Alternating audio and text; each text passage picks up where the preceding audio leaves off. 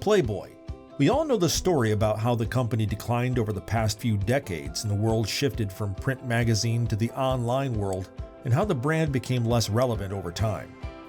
However, what only a few people know is the exciting story of how the company has been staging a huge comeback, and maybe multiple times larger and more successful than the former magazine ever was. In this video, I'll deep dive into the rapid rise of Playboy with founder and chief womanizer Hugh Hefner, and give you the company insight, how the company rose to greatness, collapsed, and is on the track of a major revival. But before we begin, if you guys enjoy videos like this, please take a quick second, click the like button and subscribe button and notification bell to know when new videos come out. With that in mind, thanks so much for doing that, and now let's start the video. Playboy, the rise and fall, and rise again. Instant home run success. After graduating with a psychology major from college, Hugh Hefner worked as a copywriter for Esquire magazine. When he was just 26 years old, after being denied a $5 raise at his job, Hefner borrowed a few $1,000s from multiple people, including his mom, and launched the first ever Playboy magazine in 1953 with a cover photo of Marilyn Monroe. That magazine stood out from other magazines on the market. It had glamour and free speech, and people connected with it due to its bold and beautiful representation of the brand. In no time, the first magazine became an instant success and sold over 50,000 copies. There was no looking back, as Hefner published another magazine in 1954 featuring Playboy's famous logo, a rabbit wearing a tuxedo bow tie, which stood out to be cool and classy at the same time.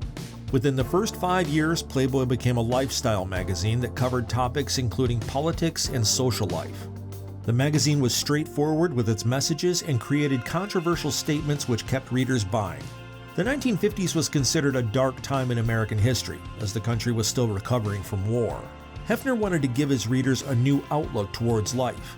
Indeed, he did by including famous women on magazine covers, which helped grab readers' attention, together with bold news and commentary.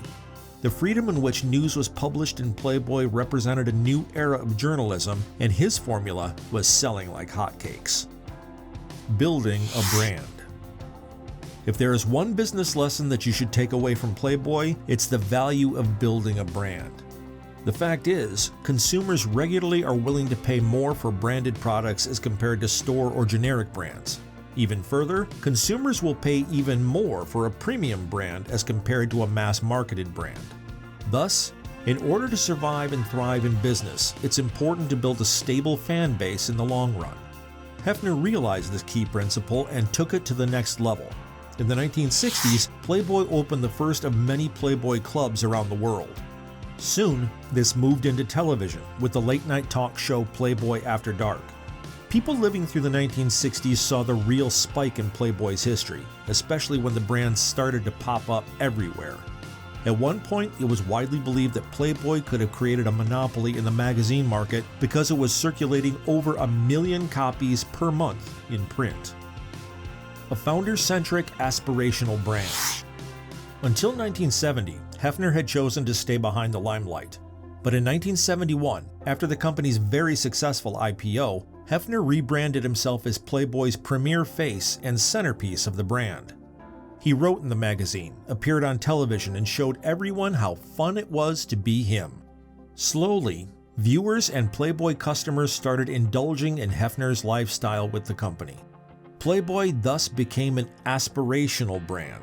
Everything was related to and represented Hefner's understanding of society and women as Playboy expanded into multiple ventures like modeling agencies, photo shoot agencies, music ventures, and more. By 1972, the Playboy magazine was circulating more than 7 million copies each month and had an annual profit of $12 million. This was around the peak of the Playboy empire, as nearly 1 out of every 4 young males in the United States was buying a Playboy magazine. However, shortly in the mid-1970s, the American recession hit the market and sales plummeted.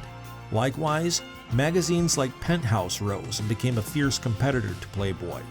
By the end of the 1970s, Playboy was also experiencing a harsh hit to sales due to the public's resistance to reading obscene magazine news, while multiple competitors to Playboy grew in the market. While Hefner tried to keep his persona with the brand, Playboy began to lose direction in the sea, not adapting to changing customer preferences. The 1980s was looking way more challenging for Playboy than ever before. Hefner had a stroke in 1985, and controversies evolved as everything was falling apart for the company. Times were changing, and the franchise was struggling, especially due to the increase of awareness of women's rights and female empowerment. By 1988, Hefner turned over control of Playboy Enterprises to his daughter, Christy. Christy tried to bring a new look to the brand without changing its core values. She focused on ventures in cable television, video production, and online programming. However, by the time Christy took over Playboy, multiple clubs and casinos were closing down because they were losing too much money. Meanwhile, magazines like Stuff and Maxim entered the market, and circulation for Playboy continued to decline. A new direction showed promise. Christy looked at Playboy with a new perspective, and she was focused on different strategies to rebuild the company, including launching a trademark business and going online since its offline magazine distribution was in decline. Strategy number 1, licensing. The first strategy of licensing was very promising. Within the first few years of its trademark licensing business, Playboy trademarks were sold in over 14 countries. Instead of looking to stay profitable within America, Playboy was hoping to expand its trademark around the globe and make money. In the 1990s, Playboy successfully became a cult brand in the Asian market, with multiple clothing brands wanting the Playboy rabbit logo on their products. This core strategy was one of the key factors that led to Playboy's comeback, which I'll talk about later on.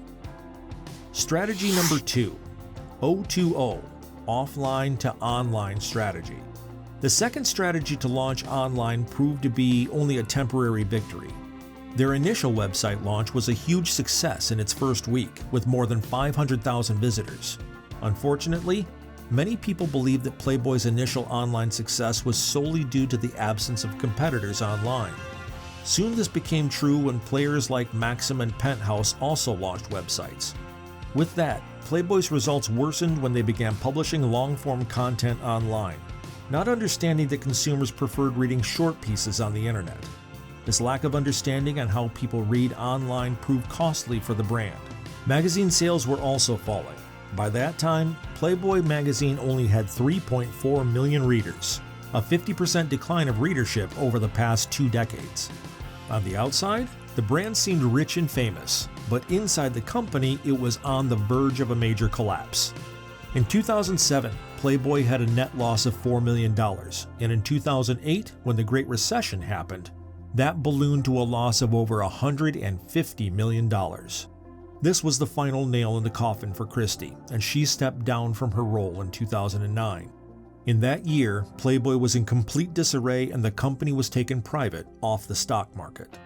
They even sold their iconic Playboy mansion for $100 million due to its stagnant loss over the years. It was said that for 5 years straight, Playboy had reported a net loss of $5 million yearly. In 2017, to make matters worse, Hugh Hefner passed away and Playboy's circulation hit a new all-time low. A final pivot from media to brand management. The company quickly brought in new management outside the Hefner family. Fast forward to 2018, the year was dedicated to the shift of Playboy from a media business to a brand management company. Ben Cohen, the new CEO, told investors, "We want to focus on what we call the world of Playboy, which is so much larger than a small legacy print publication." With a private equity background, Ben focused on expanding the license business and growing their direct-to-consumer business. By the end of 2019, Playboy had signed multiple partnerships, accelerating digital production, and sold hundreds of products online. This new Playboy was clearly no longer your dad's and grandfather's magazine from years long ago. Playboy was willing to keep its billion-dollar legacy through its logo, but was ready to change its outlook towards women by being a millennial-friendly magazine. As an example of how much things were changing, in the 2019 summer issue, Playboy magazine featured neither a model nor an actress. Instead, it was 3 activists. This was a clear contrast to Playboy's origins. Finally, during the COVID pandemic in March 2020, the company made the right decision to turn off its printing press and end its magazine circulation to focus on digital media. Full growth mode ahead. Business was growing in 2020 again, and Playboy was aiming to accelerate growth further by targeting industries like wellness, apparel, gaming, and beauty. The brand's primary reason to diversify its target market was to build multiple revenue streams upon royalty contracts, retail sales, and direct sales. These are the drivers of growth for the future of the new Playboy. This revival was made possible by the power of the Playboy brand and business model of licensing. Licensing alone now guarantees Playboy $400 million in stable and predictable future cash flows over the coming years. Licensing is really the key to Playboy's success. It allows the company to continue to expand at minimal cost and continue to increase the value of its brand over time. Due to the actions and strategies implemented by Playboy between 2019 and 2020, this resulted in over 4 million new Instagram followers and saw over 50% growth in engagement on social channels. Playboy also grew its digital video subscriptions by almost 30% year over year and acquired a direct-to-consumer e-commerce operation that now serves nearly 1 million active customers. While most companies struggled and stopped operating during COVID in 2020, Playboy took the opportunity to continue growing and position itself for future growth through an innovative financing structure. The company announced in October 2020 that it would merge with Mountain Crest, a blank check company, or SPAC, Special Purpose Acquisition Company. By doing this, Playboy could skip the traditional IPO process and could be listed directly on the Nasdaq with the ticker PLBY by the first quarter 2021. This deal would provide $100 million in cash to the company to fund a future that may someday lead Playboy to the coveted $1 billion valuation unicorn status. And that brings us to today.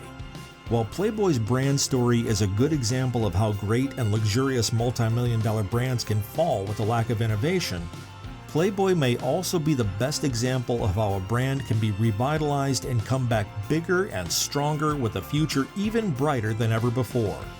As a quick survey of brand awareness, have you heard of Playboy before watching this video? Do you think the new direction of Playboy is the right one for the company? If you were the CEO at the helm of the ship, what would you do now?